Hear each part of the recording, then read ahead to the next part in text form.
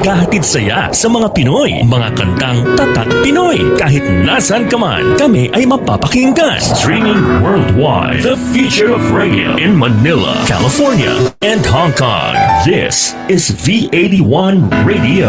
Malayo ka man sa iyong pamilya, dito ay hindi ka nag-iisa.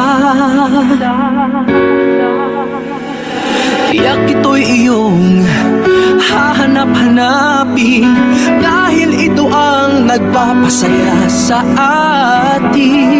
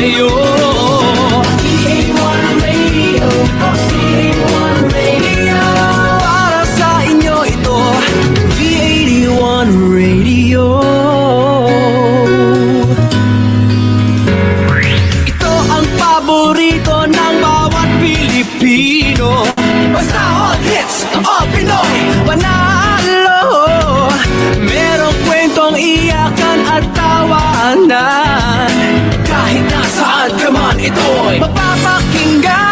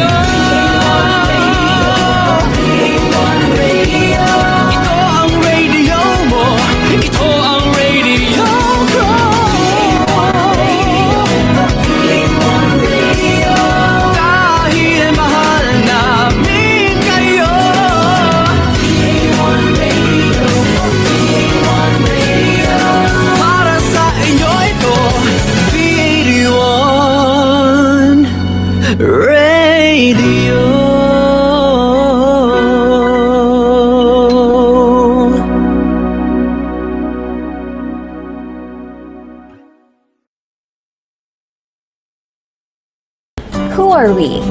We are the Philippine Retailers Association, the pulse and voice of Philippine retail, recognized as a national organization of retailers and suppliers in the country. The PRA membership represents nearly 80% of the retail industry, which counts all major players like SM, Robinsons, Ayala Malls, Rustan's, Araneta Center, Bench, Mercury Drug, Pen Shop, Wilcon Depot, and more. So why join PRA? It is our goal to get your business in the right track, and to make this possible, the PRA offers exclusive privileges that will surely add value to your membership.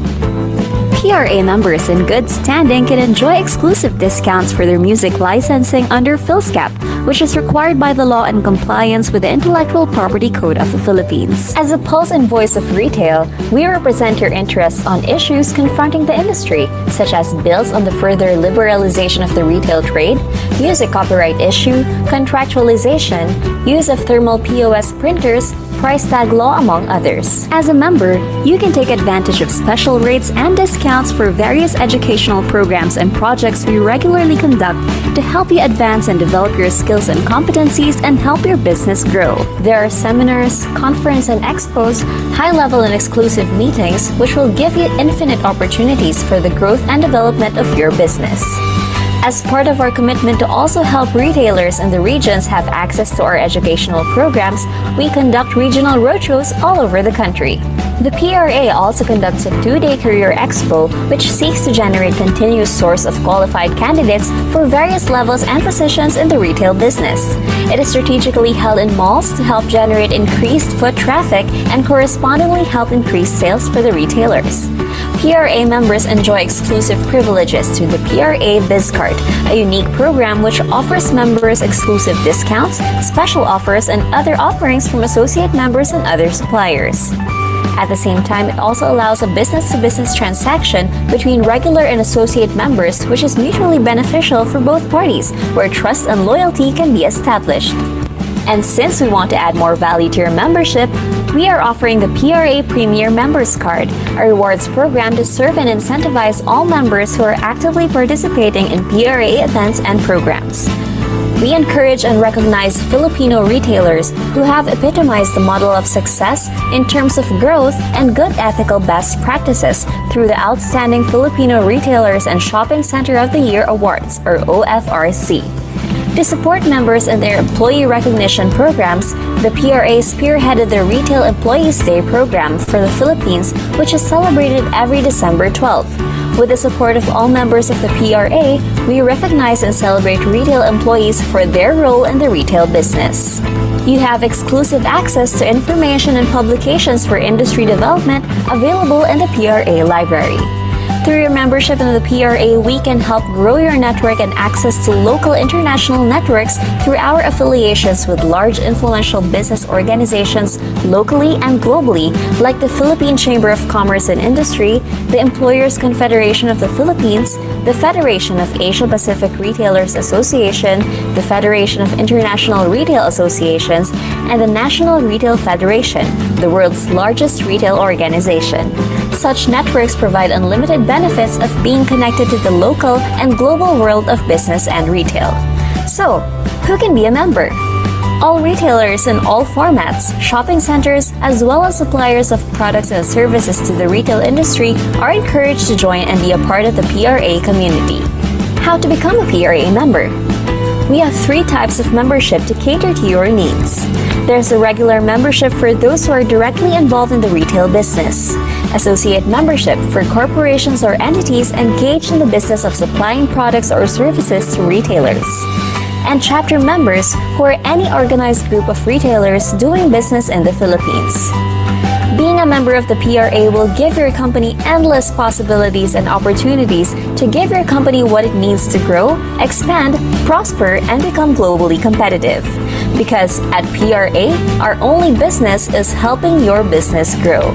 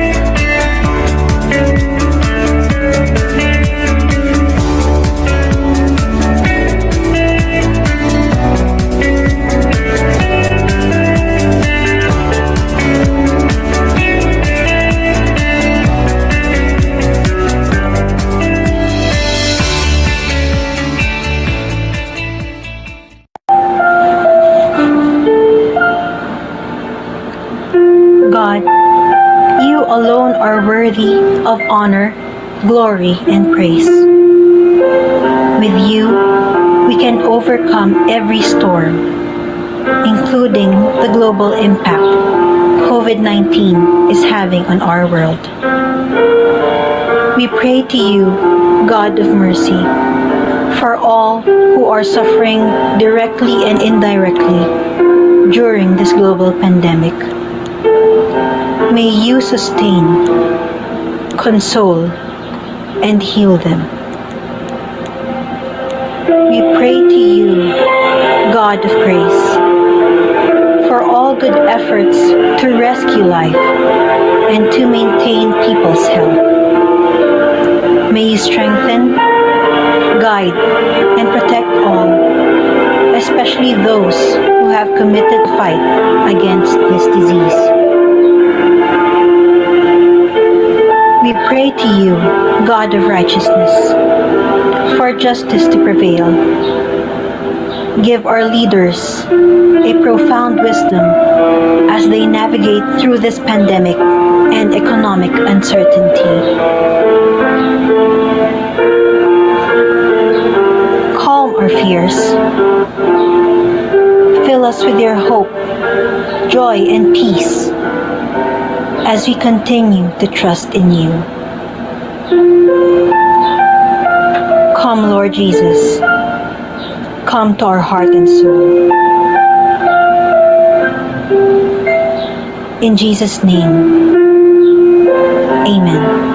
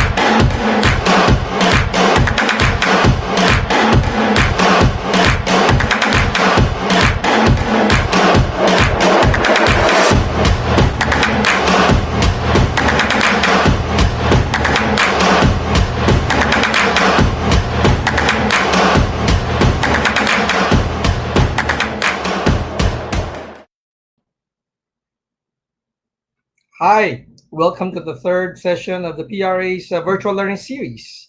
I'm Stephen Kwa, and I'll be your moderator for today. But before we begin with our speaker, we'd like to call on PRA's president and Welcome Depot's senior executive vice president and COO, Ms. Rose Ong, to give us the welcome remarks. Rose? Hi, Steve. Good afternoon. Welcome to the Philippine Retailers Association's third virtual learning session. Actually, this is our fourth webinar since we launched it last April 15. The GMM being the other one, right? So I think this will seem to be the norm in the next few weeks or months as we continue to find alternative ways to connect with our members and ways to give more learnings to our members and the retail industry in general. This is amidst the challenge of the COVID-19 pandemic. It has been a month and a half already, wherein we face this biggest challenge in the recent history. And while it was unnerving and confusing for everyone at times, we know that we while we are confined in our homes, we need to really think ahead of the future and how to sustain our business. I remember a quote from Steve Jobs. No, not from Jobs. I'm sorry, from Jack Ma when he said, "For business people, this 2020, I think the most priority or the focus should really be on staying alive." And being alive, talking to all of you now, and interacting with each other, I think that's the best profit that we can have. No?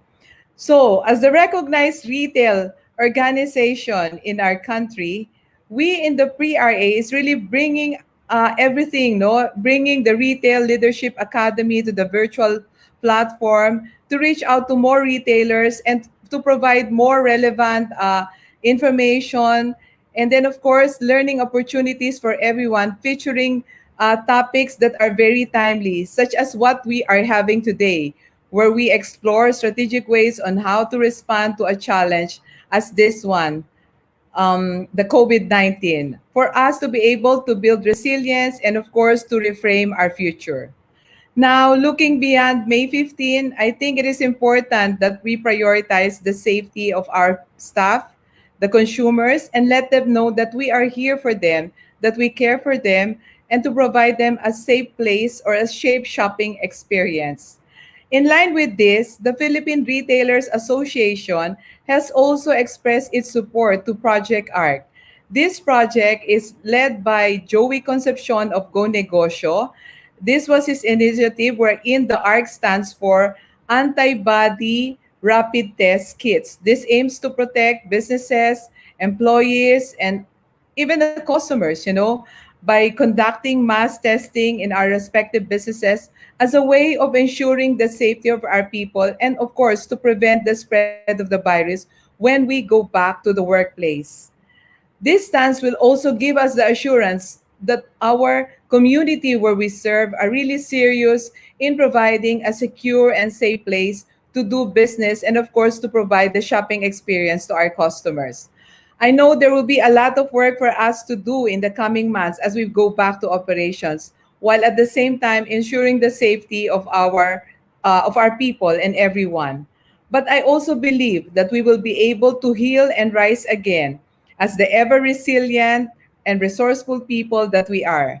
And by working together and leading with the heart, we will be able to overcome this challenge and emerge as better people or a better version of ourselves.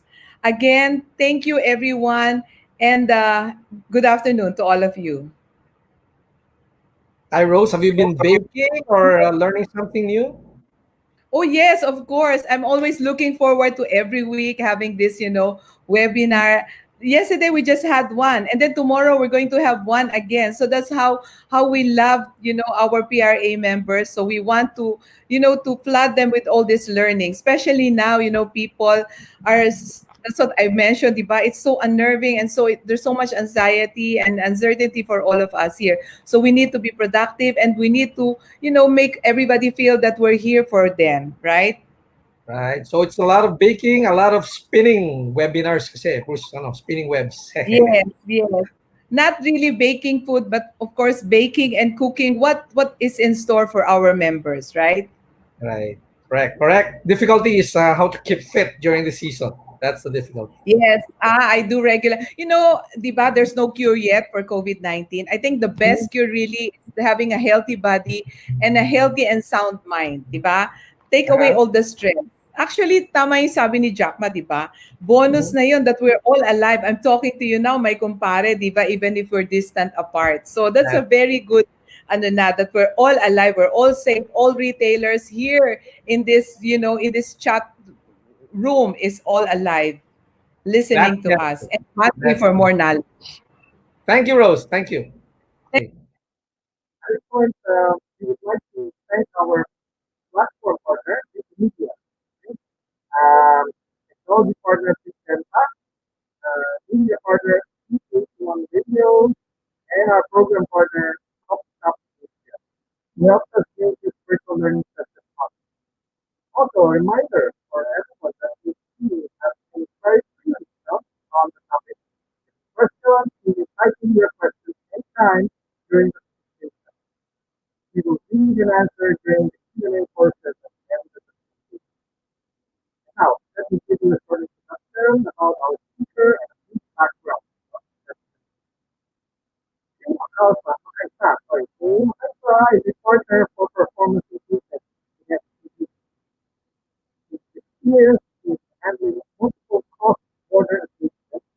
studying leadership, both local.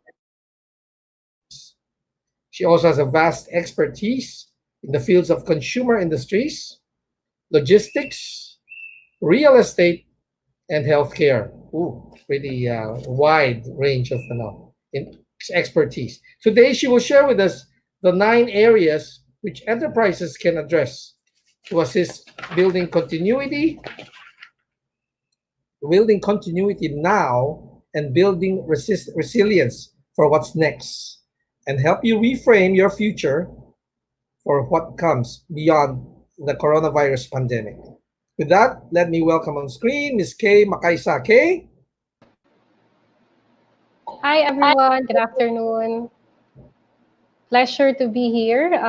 Thank you so much for inviting us and allowing us to have this opportunity to actually share with the rest of the members some of our thoughts and insights around the impact of COVID-19 on retail, as well as how can businesses adapt and build a more resilient enterprise. So I'll be sharing in a while my screen. Just give me maybe a couple of seconds to flash this quickly. Right. So I hope that you can see my screen now. So at least for this afternoon, I'd like to take everyone through this agenda. So the first one would be giving you an insight as to what changed and what impacted the new consumer because of the trends that we're seeing, and primarily COVID-19. How has it impacted the lives of the different consumers? The next one would be around sharing with you our enterprise resiliency framework. So this is an enabler and hopefully a guide for companies to use as they assess the impact of COVID and perhaps any future crisis that will happen in the future, and how they should respond holistically, meaning not just looking at one aspect or area of their business, but really making sure that they leave no stone unturned and every gap or risk that they identify have been addressed. The next one would be more or less the retail sector considerations. And what we will be sharing at this point, on the third bullet point, will be around what we're hearing from our clients within the same sector, within the retail sector, and what are the things that we think the industry should start looking into, as we know that these are the key or critical areas of importance in the now. And in framing what's going to happen to them, or at least for the sector, think about how all of these will eventually shape the next and beyond for your businesses. And then after that, we'll just do a quick recap of the importance of building an enterprise resiliency framework and making sure that you revisit all of your resiliency efforts and strategies regularly. Not just a one-time thing, but really revisiting it as factors or as considerations change that will impact the way that you operate. Okay, so with that, we'll start with a quick quote from the World Health Organization Director General. So I like this quote mainly because it tells us that this is first and foremost a humanitarian crisis. The impact to the individuals and to the lives of different people across the globe is really massive. And up until now, I think we are at a point wherein everybody is just trying to survive and at least manage and maintain the way that they do things and try to return to a semblance of normalcy post pre-COVID rather. And what this tells us is that other than the pandemic, there are a lot of other disruptions actually that are available or that are actually happening now in the market that adds to the concerns and the challenges that business leaders face. I'm sharing on the screen now some of the cross-sector trends that have been existing pre-COVID, but because of the limitations that COVID did to us, so because of the ECQ, because of the border lockdowns, we are now seeing that these trends are now gaining speed or gaining traction, and more businesses should look into these trends and try to see how they can adapt their businesses as this gain more prominence and as this gain more importance. I'll just maybe cite a few examples here and elaborate on them. I think particularly for retail, it has been a challenge for number 1 and number 8. First one, in terms of the virtualization of customer interactions. I think predominantly before COVID, people or Filipinos are really used to going to the stores, going to department stores, going to the mall. And I think it's part of our lifestyle. It's part of our culture. But because of the ECQ and because of the need to protect the citizens, to protect the individuals, stores are actually forced to shut down. And the only way for them to reach out their target market and to connect and to continue engage with them is to create a digital or a virtual platform. Um, in my case, honestly, I live alone, and the way that I order food and some essentials now is primarily via Grab Food or Food Panda, because that's the only way to go. I do not have any option but to actually um, experience the online platforms for me to be able to survive in the now. The second item that I would like to highlight is reputation and trust. Particularly for retail, wherein it's really predominantly physical, it's now very difficult to manage your reputation and trust and to maintain the safety of the premises or of the stores that we have. And it's important and critical that as we try to shift to the new normal, how will that look like? How will we be able to shape the reputation and trust that customers or consumers place on us? I'd also like to talk about the fourth item, which is fluid workforce. I think majority of us have been thrust into the work from home arrangements. It's interesting to see because for some companies, this is a challenge for them. They do not actually have the capability or even their own processes do not allow people to work from home because everything has to be done physically, and there's a certain level of limitation in terms of completing tasks or operations virtually. For the Philippines itself, number 6 and number 7 is also of primary importance or impact. Because of the border lockdowns, because of inability for us to trade internationally, some of the companies that are operating in the Philippines are now revisiting their supply chain and seeing how their current supply chain is prone to outages, and it's prone to certain gaps in fulfillment that they are now scrambling to try to see for alternative sources of supply locally.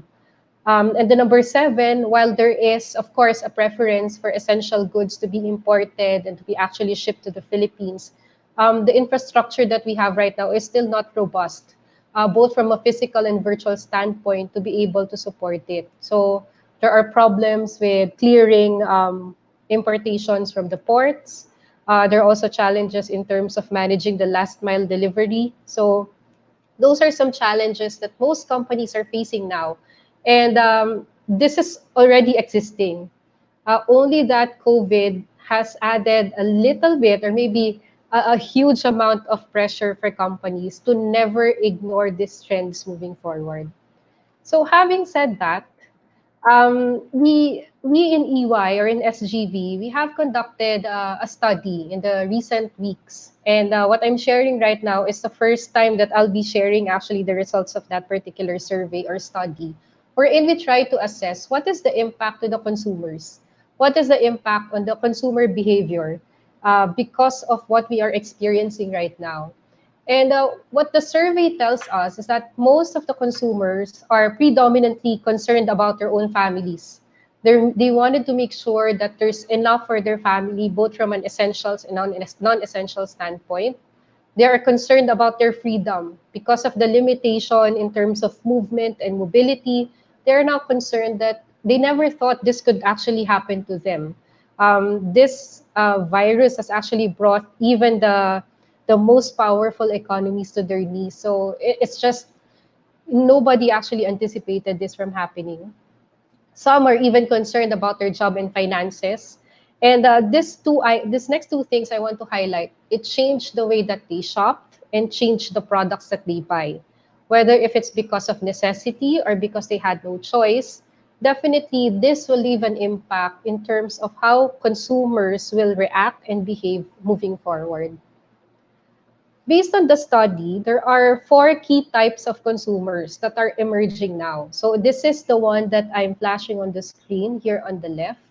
So there are 4 key segments that have emerged from the crisis, and these are the 4 types of consumers. I hope as I explain this, you will probably try to see where you fit across these key segments. So the first one is the cut deep segment. So they are the ones who are hardest hit by the pandemic. So they're very pessimistic about what's going to happen in the future. And in terms of spending, one third of their spending is really spent on, or of their money is really spent on groceries. It's really more on the essentials, focusing on what's important for survival versus buying discretionary items, maybe versus liquor, luxury products, clothing, or shoes. They would rather spend their money on the essentials. The second type of consumer would be the save and stockpile consumer. So while they are not so concerned about what's happening because they have a certain level of financial stability, they are worried about their families. So that's why the intent, or at least their behavior, is to stockpile so that they make sure there is enough for their family to survive on. And because it's not clear as to when the pandemic will actually more or less flatten or will be more or less eliminated, we still see that people under this, or consumers under this segment, will focus on making sure there's enough of the essentials to support their families. The third one is the stay calm and carry on. I'm actually quite envious for those who would answer that they are in the stay calm, carry on setup, because it appears like they are not really impacted with what's happening. They feel that I will continue with my current spending. I will continue with spending equal amounts on luxury products, on non-essentials and essentials. But I think in the first 2 weeks, since the pandemic started, or since it has been announced, they have spent maybe 21% more on their groceries. But they have a sense that I can still continue with what I've been purchasing before. There's no huge impact to me as to what's happening. And then the last one would be the hibernate and spend. Personally, I think I belong under this key segment. People under this segment are most concerned about what's happening. And in a way, they are curious as to how this will play out in the future. Um, Other than that, they are probably those who are most financially stable, meaning that even if the pandemic will maybe extend, or even if the ECQ extends, they feel that they can still sustain and more or less live on what they have at the moment, and they think that the impact wouldn't be as bad on them as before. So more or less on the hibernate and spend area, they also continue to purchase, of course, the essentials. But at the same time, there's also an increase in terms of spending on the non-essentials. So they are also equally seeing an increase in the way that they spend on clothing, footwear, and leisure. So that is the now. And what we see is that moving forward, as this plays out, eventually these key segments or these key consumer behaviors will eventually evolve into five. Now, as to when it will shift to five from four, we do not know yet. There's still a lot of uncertainty with what's happening, and we're yet to see what will play out in the future. But these key segments that we're seeing now would be, first, keep cutting. So these are those consumers who are most likely to suffer because of job losses or employment cuts. So definitely they will, as much as possible, use all of their remaining financial resources on essentials.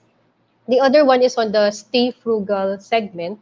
And mainly, they will spend less on both essentials and non-essentials, but they will try to get back on their feet, and they will be more or less very conservative in terms of where they spend their money. On the stay frugal key segment, consumers under this category would also think that the way that they will shop in the future will change. Now, if it's in terms of going online or going to a physical store, that still is yet to be seen. But they see that they will definitely change the way that they shop versus today. The third category is the get to normal. So these are probably most of the folks or the consumers that are in the stay calm or carry on category. So they will continue back to how they are spending before, because more or less they are cushioned in terms of the impact of the pandemic and ECQ. Fourth one is cautiously extravagant. So they are more willing to pay a premium for certain products.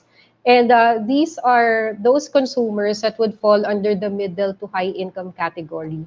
So they're willing to pay more as long as it's healthy, as long as the product is ethical, as long as the company from which they purchased those products have the same purpose or values that they have.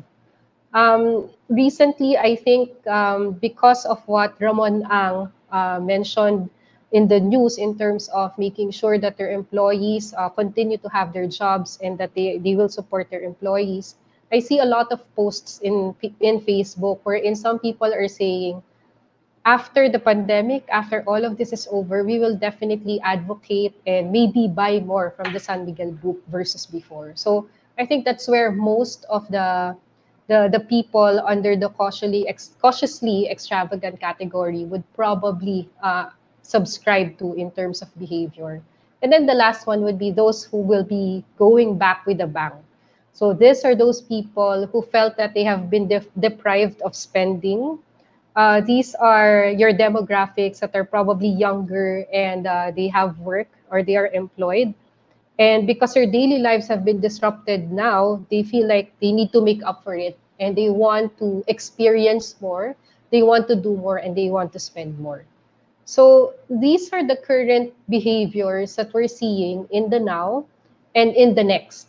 So the reason why I'm sharing this is for us to consider who is our future consumer and how can I change my business in a way to address the needs or the demands or preferences of the future consumer. Further on that study, the respondents believe that this is what they will value most after the pandemic. So they will value health, products that are advocating health, quality, affordability, and sustainability. So these are more or less some of the key values, key drivers that they think would be very critical and important for most companies to look into for consumers to support their products and their services. And while people or consumers expect normal life to return, on the left side of the screen, you would see that for shopping, they feel like it will only take weeks or days. Majority would think that it would only take days or weeks for everything to return back to normal. But if you look at travel, they feel like it's really going to take years. And I think even a 4% of the respondents would think that travel will never be back to normal. So this is more or less where people will be spending in the future once the pandemic is over. And as a result of that, consumers also believe that they are more than willing to share personal data. They will change the way they shop. They will pay attention to what I consume and what impact it has. And this one is interesting, especially in the Philippines. I think in the past few years, people have been very, very vocal about traveling. They want to experience traveling. They want to go all over the world. But because of what happened, they feel like there would be less preference to travel abroad because of the risks that the pandemic has posed. So having heard all of that, I know that might be a bit of an information overload, but I hope that gives you an insight of what is to come and what is evolving at the moment. And we are not sure as to when that is actually going to happen, we are more or less sure that there will be shift or changes in buyer behavior. So wrapping that first topic up, COVID-19 impact, changes in consumer behavior, cross-sector trends that drive disruption or changes in the way that businesses operate. These are now tests of your company's resiliency.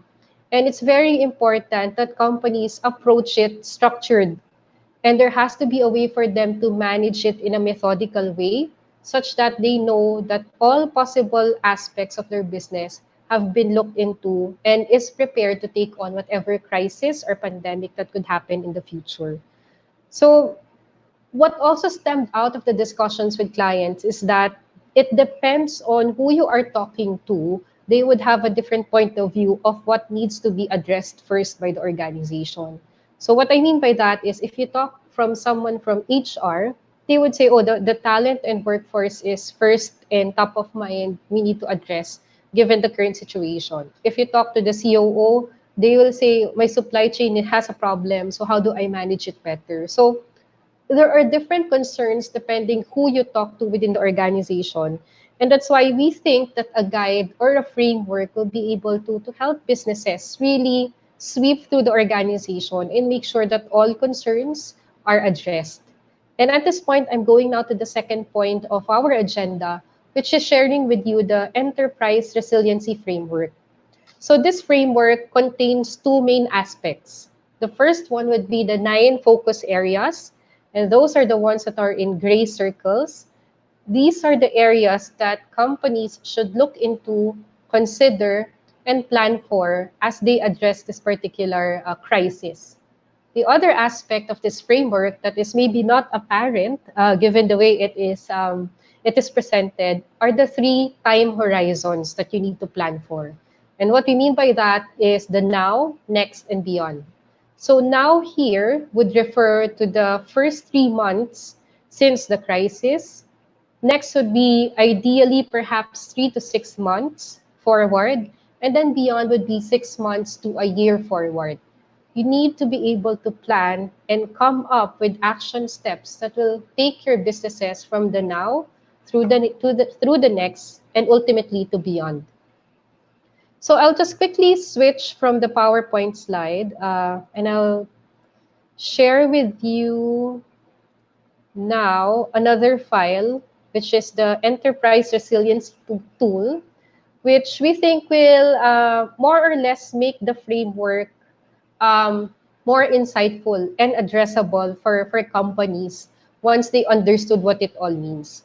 So this tool that we are sharing, while it is an Excel-based tool, there's also an online tool that you can access. But for purposes of presentation, I will use the Excel file that we have. And basically, this tool will take you through the 9 key areas of focus in your organization.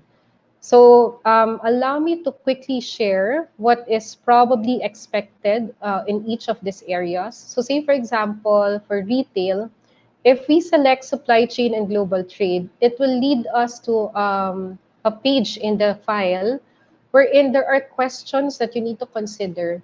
And these questions will lead you to think about your supply chain and how it is currently operating and how resilient it is to any disruption. So questions here are intended for you to discuss or tackle with your wider management team. So the intent of this Excel file is to open the discussion with your C-suites or with your general managers to assess and address the questions that are listed herein. You are now given an option to either say yes or no, or answer yes or no to the different questions. But what would make it really richer, other than just confirming or recognizing that you are doing some of the steps here, are the qualitative discussions that you would have as a business. Because like even if you say here that you are actively monitoring it, you can open the discussion to say that how are we monitoring it and how agile is it rather, to really prepare even for the future. Are we able to forecast possible disruptions? Are we able to anticipate changes in demand and supply? So those are some of the discussions that should emanate and surface as you answer this questionnaire. Another key aspect of the questionnaire that I would like to highlight here is the preparedness score. So the preparedness score will give you a quantitative measure of how prepared you are in terms of addressing resiliency in a certain focus area. So the one that I'm showing now is supply chain and global trade. And hopefully this will give you an initial maybe comfort level that you are really doing something to address it. Now, the problem is if you're getting a fail score or a 50% and below score, then that would more or less lead you to focus most of your efforts in the meantime towards addressing those areas that are below the passing rate, which is 50%. So after answering all of these questions here, so questions around employee health, are we looking after our employees? Are we allowing work from home arrangements? Are we able to support learning and development for them? Do we even have an idea of what is the optimum level, of workforce that we need to put into our stores or to support our back office operations for us to say that we have full control of what's happening in our business? So all of those questions are more or less mapped to a certain topic. And after you answer all of that, you would be given an overall preparedness score. And this particular worksheet would more or less lead you towards focusing on areas where you are probably below 50%. So that's more or less how the tool is designed to help you more or less measure and assess how ready you are and how resilient you are as an enterprise. So after sharing that, I will now go back to the slides so that we can continue the discussion. So normally, the way that we would conduct this with clients or with companies is that you start first with people. So you first focus on challenges or issues around your employee health and well-being, also talent and workforce, and customer safety and brand protection. So we want businesses to think about people as the center of how they operate and how they actually make a difference in the country or in the economy that we are operating in. After that, it's really up to you as to which one you think would be most important given the current state of your business. In my experience, some would probably focus first on financial and investor, mainly because they want to address any cash flow or liquidity challenges. Others would look into technology and information security. So what is funny is that, as I mentioned earlier, some companies are not really ready to do a work from home arrangement for their employees. And they're really surprised that they haven't really thought about this before. And in their haste to more or less adapt to a more digital or a more technology savvy company, they will implement technology haphazardly, or it's more of like putting a band-aid solution to a huge problem that they are facing. And more or less, this will expose the company to a certain level of risks, one of which would be a possible cybersecurity breach. There could be data privacy issues or maybe even information hacking that could be done by the cyber criminals out there. So there are areas here that you might want to give more focus on depending on how mature you are or how early you are in terms of assessing your enterprise resiliency. So now I'll go into the second aspect of the framework, which is the three horizons that I was talking about earlier. So now that we are in the crisis, so I mean, it's understandable that more or less we would try to address the crisis first, and it's focusing on the now and just looking at how do we sustain and how do we continue day in and day out. And while, again, that is understandable, there's nothing wrong with it that you focus on the now and you try to plan for the crisis that you are facing right now. It's also important for business leaders to consider looking for the next and beyond time frame or time horizons.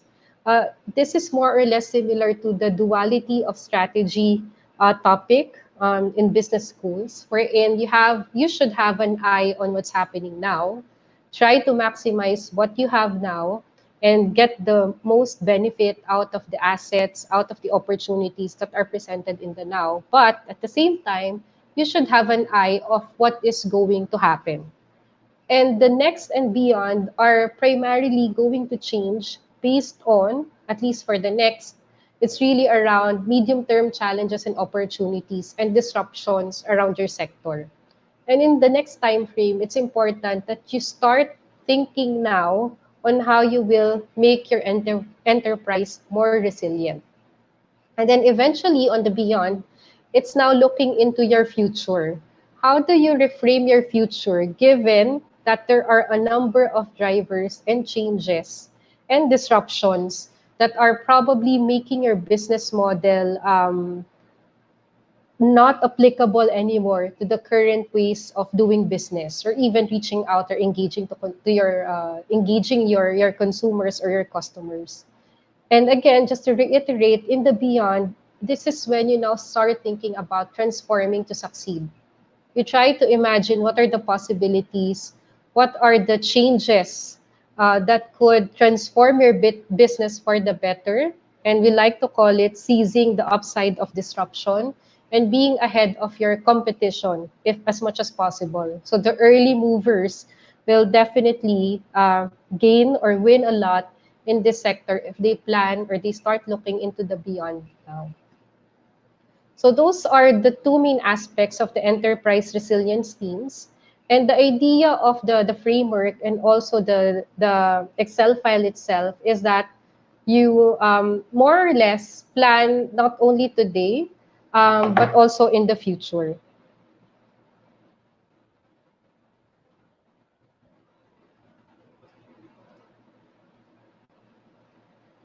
So it's not going to be a one-time exercise. It's not going to be an exercise you do now and then 2 weeks down the road you forget about all of these things that you have discussed with your management team or your crisis team. So it has to be revisited every now and then. It has to be revisited every time a factor that impacts any of the areas of resiliency changes. So that is how rigorous it should be. And that is something that should be part of your crisis management planning, your annual planning, or your strategic planning to be certain. Yeah. After this, I'd like to share some of the insights again that we've gathered and more or less we see in the future as some of the key areas of consideration for the retail sector. So the first one is, of course, as I mentioned earlier, maintain liquidity and cash flow. Make sure that as early as now, you already have a view of your weekly cash forecast. So any inflow, any outflow, you should be able to gain a visibility on that and try to leverage on some of the relationships you have with the financial institutions. And also look out for any government stimulus or any government support in terms of maintaining or sustaining your business in the current scenario. So I think the government is already talking to a lot of MSMEs at the moment in terms of how they can help them alleviate the impact of COVID-19, given that there's a lot of mall closures, there's a lot of store closures that's happening, and only those that are offering essentials are allowed to operate and open. Next is talent and workforce. You need to be able to manage your workforce more carefully. So this is a tricky problem because we need to face the facts that there might be, and there is a huge probability that there's going to be a lot of employee job losses. I think at some point it's going to be inevitable, but having the sensitivity to deal with it and to manage it is something that companies should consider in the now. Third item is on supply chain and operations. So refocusing your operations to have the greatest impact. So whether it's focusing all of your resources and manpower to support online retailing or to support virtual interactions with customer, we need to be able to pivot quickly to address the changing customer demands and needs. Another example that we can also share here will be those companies that have shifted their manufacturing lines from manufacturing liquor to actually producing alcohol because there's a shortage of alcohol in the country. I think a few weeks back. So it's really looking at where can I do good, but at the same time win because I am not just contributing for a common good or for the societal good, but also because in a way, it will also support my business and I can actually generate revenue from it. Last one is on the government in terms of working with the government and in terms of partnering with the government as we go through this crisis now. It's really important that we work with the government to be part of the solution. Regardless of your political views, it's important and critical that we battle this together. We cannot just leave everything up to the government to address. It's also up to us. It's up to the government, to the businesses, to the citizens, to the individuals to really work together for us to come out of it winning, in a way, winning together and working together for the common good. In terms of the next and beyond, I've specifically segregated this because this is more or less what's probably going to happen when we go or when we shift to the new normal. As to how that looks like, again, I'm not sure. I wish we can accurately predict what will happen in the new normal. But we see that there would be four main forces that will drive the new normal. So first would be any global or government interventions. Second would be technological innovations. Third would be consumer behavior, which I shared earlier. And then the last one would be the consumer's perception of what companies should do for the society. So those are the forming drivers of what the new normal would look like. But specifically for the retail sector, these are things that you might want to think about or consider for the next and beyond. So first area is on customer. We put in here that a switch to online could become entrenched in human behavior.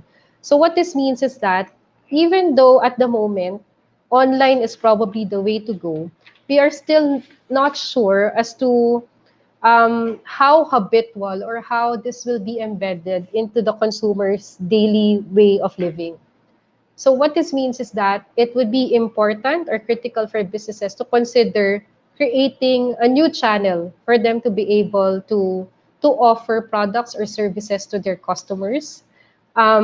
Second is not only creating a platform to reach out to these customers, both virtually and retaining the physical store, but it's also about making sure that we enable trust within our physical and virtual interaction. So what does that mean? So making sure that we are putting in the right health and safety measures in our physical stores, and virtually we are protecting their data so that it cannot be stolen and used for different purposes.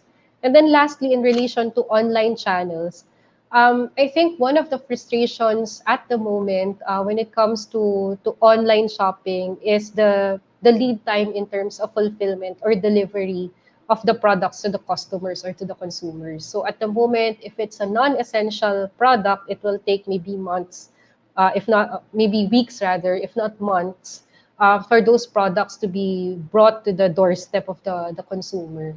So if we are seriously considering virtual platforms to deliver or cater to customer preferences and purchases of goods and services, then your logistics should also be able to follow. So it's not just creating a platform, but you also need to make sure that the back end will support it. You have enough logistics arm or you have a partnership with a logistics company to support the door-to-door delivery of your products. Second item is on supply chain. We're thinking supply chain for a domestically focused consumer.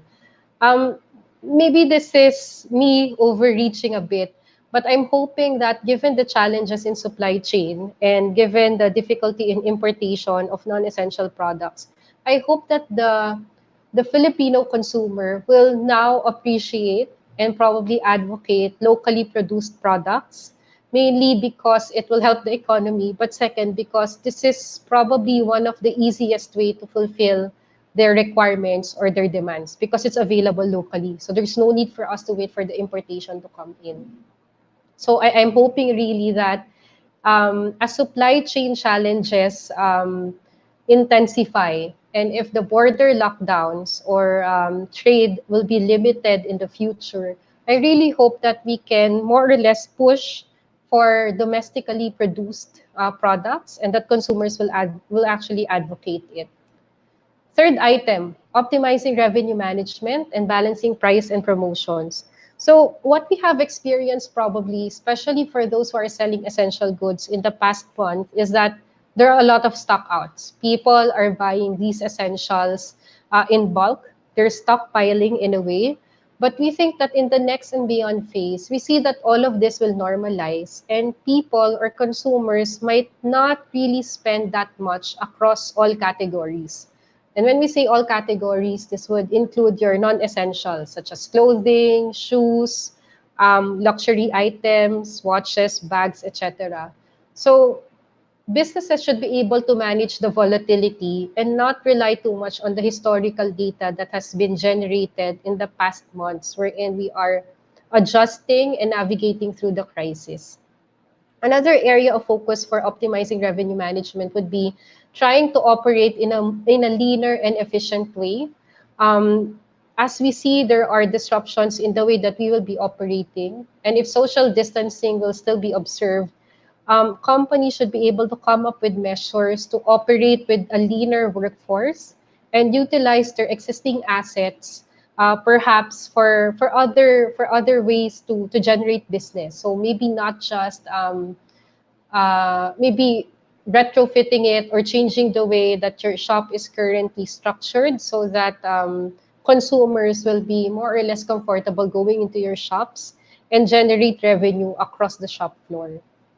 Fourth item is optimizing employee well-being and productivity. Um, I think it would be nice to dream of a day wherein we think that after all of this, we could just go back to the office and feel like everything is back to normal.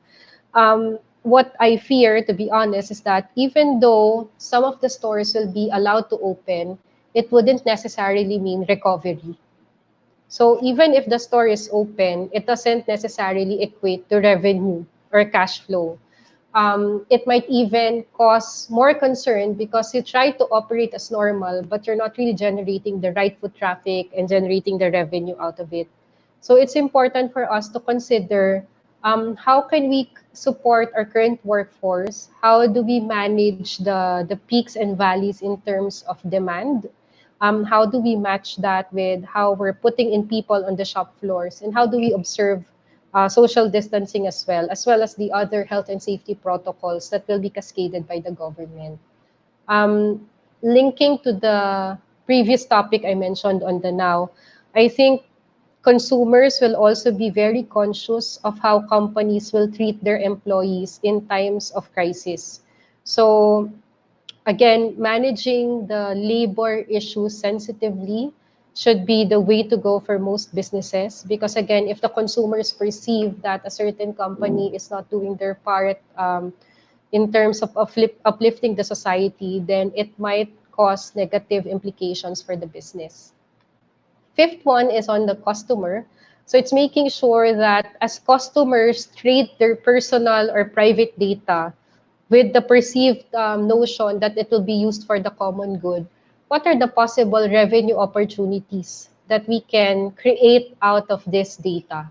Separately, how can we work the government in using this data for good? We hear about contact tracing as one of the critical aspects of how we can fight the contagion. No? But I think that businesses and the government should work closely together to manage all of these data points that will be generated because of this and make sure that the individuals are protected. And of course, all of the data privacy concerns are taken into consideration. The last item for the next and beyond is around meeting new expectations for long-term value. So it's important that we stay true to what our purpose is. Our purpose would be our overarching vision of why we exist as a business. What is the value that we are generating in the ecosystem that we are part of? And more or less, value could be perceived differently based on the demographics that you are serving.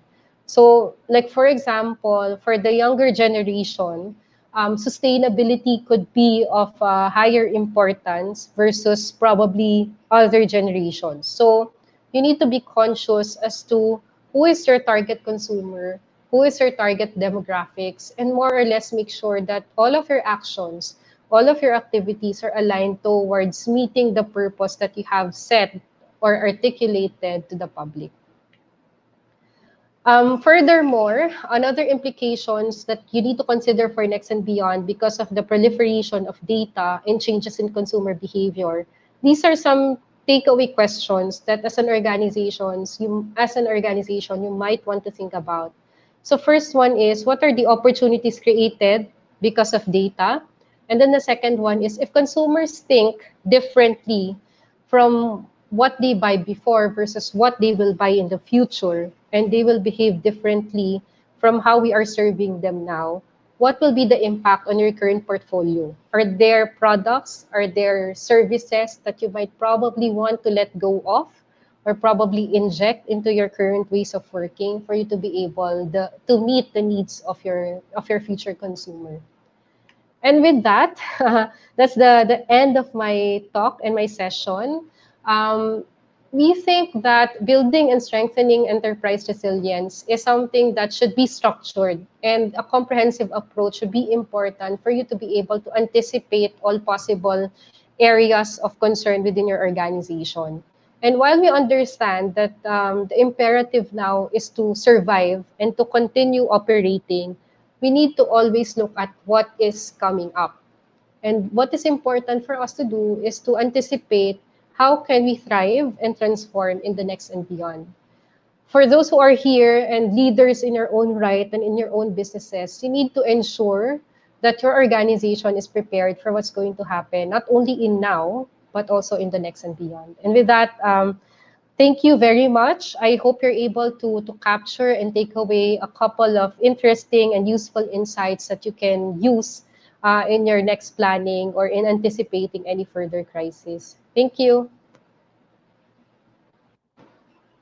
Okay, now we're open for questions and answer. Okay, here's one about the study. Okay, from Felix Marcus Fischer. Okay, hi Felix. It says this survey, is it Philippine based or is it a global survey by EY? Sorry. Yeah, so this is a global survey. So there are equal weights given to each of the regions. So there's one for US, EMEA, or Europe, Middle East, and Africa. There's also one for Asia Pac and Japan. So and also Africa rather. So those are the key regions for which the survey has been commissioned. Um, I think in the coming months they will give us a subset of what those consumer behaviors are in based on the region and country that we belong to. So hopefully we'll get the results for the Philippines. But when we ask them as to how different it is, how different the results are for the US, for Europe, Yeah, and Asia Pacific, more or less it's consistent. So ayun. we see that it could be applicable widely as well for the Philippines. Yes, they were asking whether there were similarities across the globe, no, for this same study, no, same survey. So it's pretty similar, right? Yeah, it's relatively similar. I think the only difference would be around 5 to 7% of difference, but Okay. more or less predominantly the segments would more or less remain the same. Okay. Here's one from JJ Moreno. Okay, the food retail business. He says you mentioned about virtualization of customer interaction as one of the trends. Do you think this will be pronounced even if there will be a vaccine that will be developed soon? I ask this because in another webinar, one speaker said that people are instinctively social and so would naturally gravitate towards a more face-to-face type of interaction. You know? I think it could go both ways, but I honestly think that since most people, or I would say everyone, have actually tried virtualization of customer interactions, Yeah. and we're forced to actually go online. I mean, imagine this. I never would have thought that I would have a webinar. Yeah. I think this is my third in the past 2 weeks, and because it works and the ease of how it's working, people would probably put a bit of weight on that as well. But it doesn't mean that if we go for virtualization, the physical interaction would be totally eliminated. In the next and beyond slide that I mentioned earlier, while there is a shift to online preferences or shift to virtualization of experiences, there will still be a certain level of demand that will be flowing through in the physical stores or physical spaces. So I think there will be a bit of a balancing act for businesses to try to address how much effort will they put on the virtualization and how much will be put on the physical locations and how they can further improve the experience. But I think what would be critical on this at the end of the day is the experience that you're bringing to the customers. So whether it's virtual, whether it's physical, you need to be able to give them a consistent customer experience, and I think that's where you would want to look into rather than just focusing on purely online or purely physical. Yeah. I I guess hope Kate, that that answers the question. follow up lang. I think what JJ means is that knowing that Filipinos are social animals. Okay, we love gatherings. The more masikip, the more magsisiksik. Yes, especially Yeah, for us.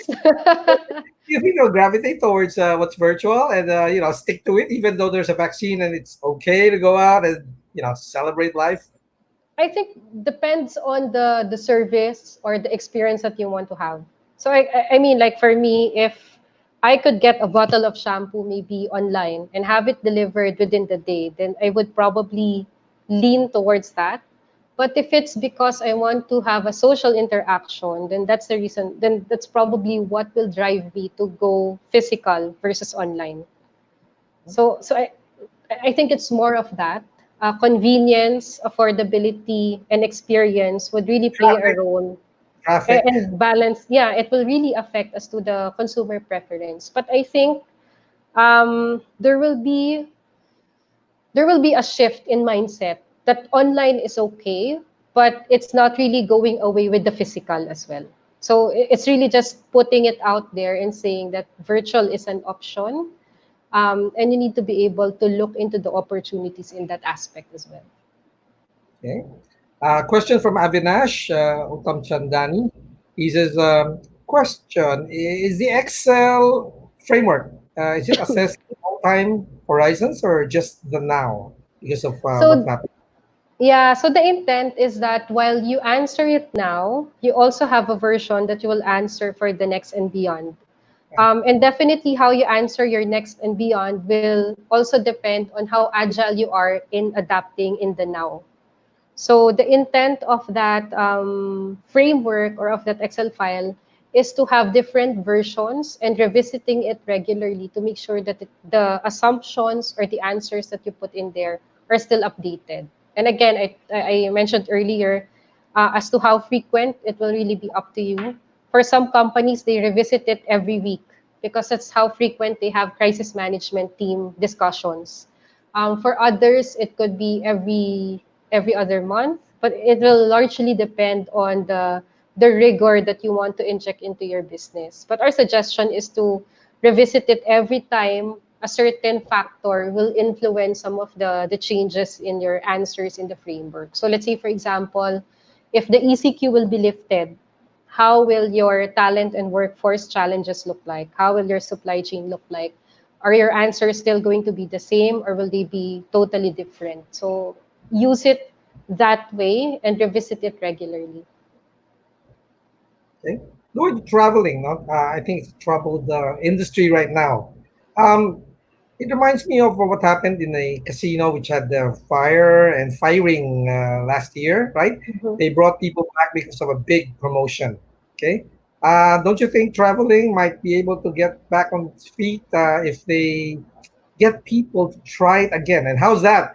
Let's say they give away, um, a free weekend during Chinese New Year in Wuhan.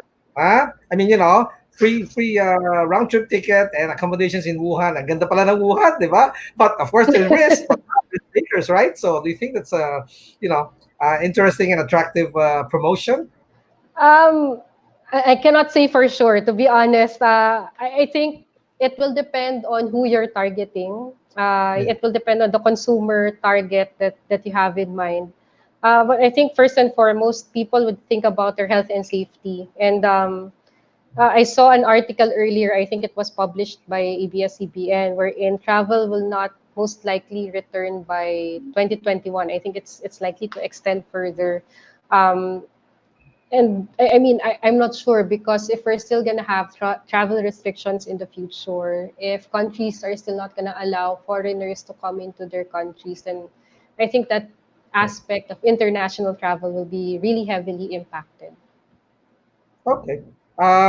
Felix Fischer has another question. I don't know if it's a question or a comment. It says so much about online, but even the US, online is only 13% of total retail. Does anybody have any data what we are talking about in the Philippines where a huge percentage of people don't even have a bank account? Even a segment might have big reservations about going online. That's what he's saying. It's a comment, I Mm, guess. No, Yeah. actually, I agree. I'm not saying that online is going to change the whole thing. I'm not saying that retail will primarily or predominantly will be online in the future. I'm just saying that online is a platform that can be made available to people. So don't get me wrong. I'm not saying that physical retail is going to stop and that it's going to be eliminated. But that is an opportunity, that is an area for most companies to look into as well. So it's not a one size fits all recommendation. That's one thing that I would also would like to say. It will largely depend on where you are and what your business strategy is. And you need to be able to see what those trends are and what the possibilities are. But I mean, it's not like tomorrow you'll shift purely virtual or online. Okay. So, Here's a but I question. agree. I Sorry. sorry, just one last thing. I'm just not sure in terms of data, in terms of sorry, anybody have a data on percentage of maybe Philippine purchases that are done online. So maybe it would be worth looking into that as well. Although I think at the moment Amazon is really winning in the US. Um, and also Alibaba, I think in China because of the online platform that they have. But again, I'm not saying it's the only way to go. It's an area where most companies might want to look into and how they can make that available. Here's a question on resilience. Okay. It says, assuming retailers can open their doors already in malls and wherever they're situated, what is your advice if the potential income you think you're gonna make, for those outlets, is that equivalent to the cost of doing business? Meaning, say, how long should you stretch it to find out? Maybe, hopefully, things will get normal and we could start making something out of this. That's a very difficult question, I tell you. Um, but I mean, if you run a business and the business is really done for profit, so you might want to revisit your current business model and try to see how you would probably shift your current business model and even the products that you are selling into a more profitable one. I know that's easier said than done. There's a lot of research and feasibility analysis that has to come into it. And depending on the category or sector that you're playing in, I think there are factors that you might want to consider as to how you would move forward. But um, honestly, if the cost of doing business is not going to generate any profit or revenue out of it, or more or less break even, you have the option to either wait it out and see if the situation will improve. And if the drivers that are causing you to more or less just break even or lose money is because of the current limitations that you're experiencing, then maybe have a view or forecast of what could likely happen in the future. So it's either you wait it out or you stop shop and maybe try to reinvest or look at other avenues or opportunities for your business. But again, um, it's more of just top of mind, high level, with no any background as to what the business is at the moment. So maybe those are some of the considerations that you might want to think about. I guess that goes for those with a lot of outlets, more than 100 outlets. No, medyo, should I close Yeah, them? Should I, or, open somewhere else? yeah. No, these are big For questions you have to deal with. Yeah, for some companies, I think, or for some businesses in the retail sector, they are revisiting where they will probably open their stores. Some would think about maybe focusing first on stores wherein there's a huge likelihood of foot traffic. And maybe from a sales standpoint, that's where we see most of the sales would come in.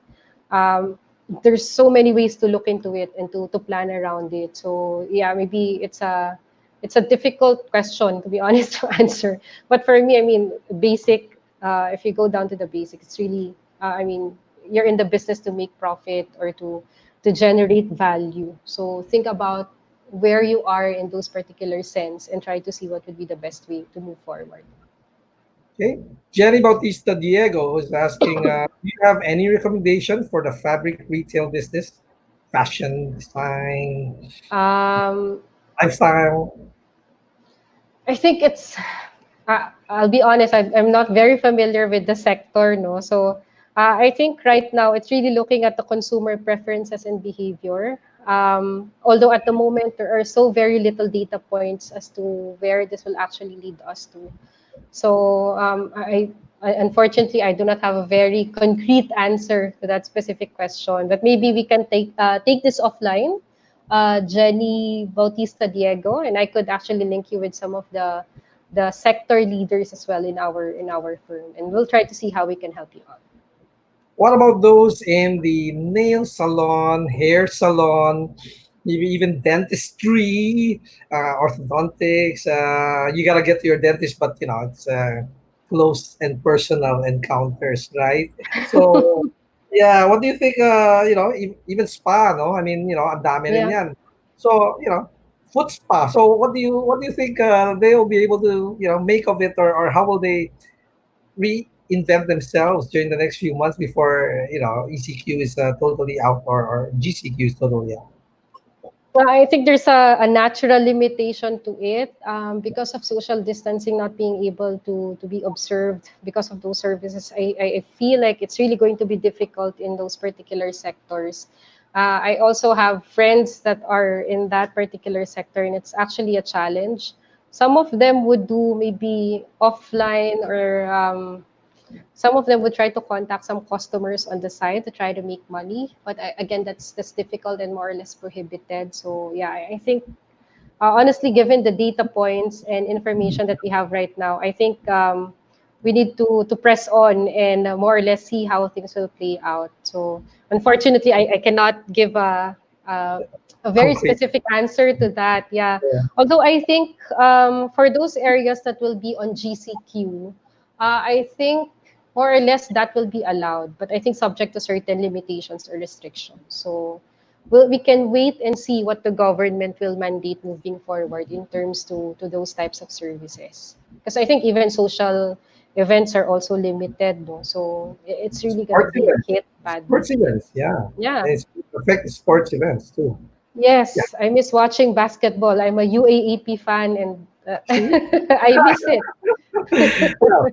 Okay. Big Encarnacion has a question. It says it's time to retool skill sets. Okay. Which ones would you advise retailers prioritize for their current staff? While waiting for things to get relatively back to where it was. Mm-hmm. Yeah, so when it comes to retooling your workforce, I think it would be worth helping them improve on their power skills, not just on the technical skills. So when we say is how do they, it's really more about maybe customer experience, focusing on how they could consistently provide and give their customers the right experience or the targeted experience that the company promises.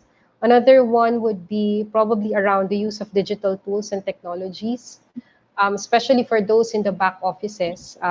We see a lot of companies reaching out to us, particularly in the finance and accounting space, wherein they're asking for support in terms of how can I actually use a certain tool to help us in our scenario planning, forecasting, etc. Areas around maybe this is just me talking mainly on finance and accounting, but what are the changes on finance, on tax that can help me do my business better as a person within the finance and accounting space? So those are some of the things that the retailers might want to consider giving their employees in terms of how they can adapt to the new normal. Because in the new normal, it's really going to be more centered around experience. So whether it's experience that to provide to your customers or to your stakeholders, and usually it's more of relational. I think that's one of the things that we think retailers can do in the now to actually retool or reskill or upskill their employee or their workforce. Okay. Thanks again, Kay, for taking time out to share your relevant insights to our audience. And at this point, we'd like to thank again our partners who helped us make this webinar possible. Platform partner, Big Media; technology partner, Big Benta; media partner, V81 Radio; and our program partner, Talk Shop Asia. Okay.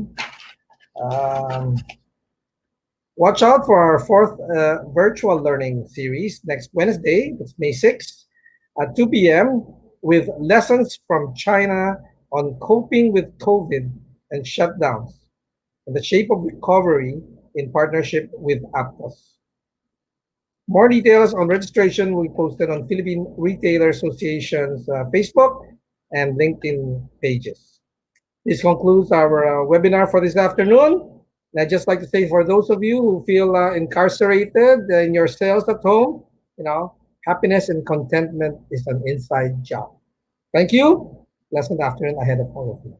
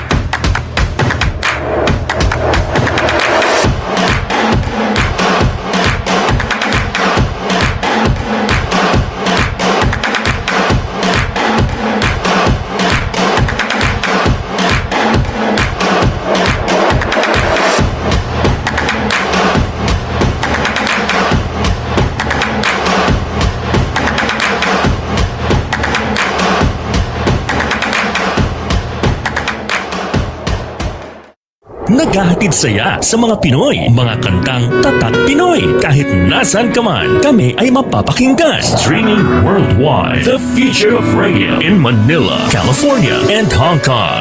This is V81 Radio. Malayo ka man sa iyong pamilya, dito ay hindi ka nag-iisa.